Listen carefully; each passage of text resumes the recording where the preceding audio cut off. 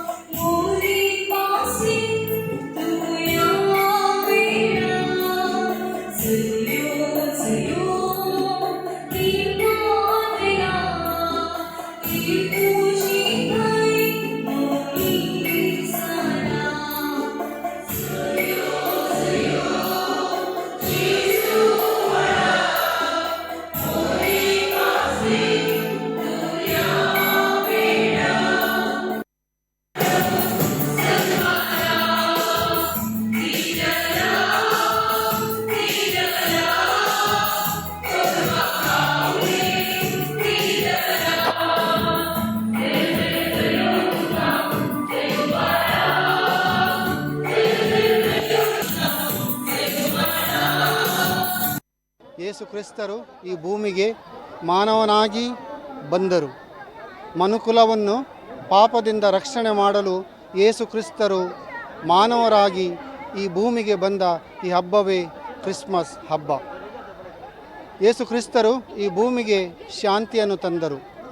ನಾವೆಲ್ಲರೂ ಶಾಂತಿ ದೂತರಾಗೋಣ. ಈ ಜಗತ್ತು ಇವತ್ತು ಶಾಂತಿಗೋಸ್ಕರ ಹಾತೊರೆಯುತ್ತಿದೆ. ನಾವೆಲ್ಲರೂ ಕ್ರಿಸ್ತನ ಹಾಗೆ ಶಾಂತಿ ದೂತರಾಗಬೇಕು.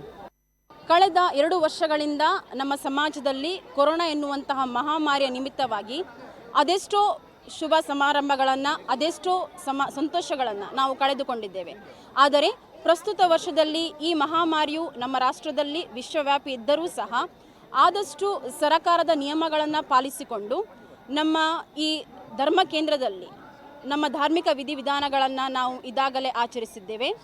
ಕ್ರಿಸ್ತನು ಈ ಭೂಮಿಗೆ ಮಾನವನ ರೂಪವನ್ನು ತಾಳಿ ಬಂದು ಜನರು ಹೇಗೆ ಒಬ್ಬರು ಇನ್ನೊಬ್ಬರ ಜೊತೆಗೆ ಶಾಂತಿ ಸೌಹಾರ್ದತೆಯಿಂದ ಒಬ್ಬರು ಇನ್ನೊಬ್ಬರಿಗೆ ಹೇಗೆ ಸಹಕಾರವನ್ನು ನೀಡಬೇಕು, ಹೇಗೆ ಮಾನವ ಕುಲದ ಎಲ್ಲ ತತ್ವಗಳನ್ನು ಪಾಲಿಸಬೇಕು ಎಂದು ತಿಳಿಸಿದ್ದಾನೋ, ಅದೇ ರೀತಿ ಈ ಒಂದು ಕ್ರಿಸ್ತ ಜನನದ ಸಮಾರಂಭದಲ್ಲಿ, ಈ ಒಂದು ಸಂತೋಷದ ಕ್ಷಣಗಳಲ್ಲಿ ನಾವುಗಳು ಸಹ ನಮ್ಮ ಆಸುಪಾಸಿನವರ ಜೊತೆಗೆ ಯಾವುದೇ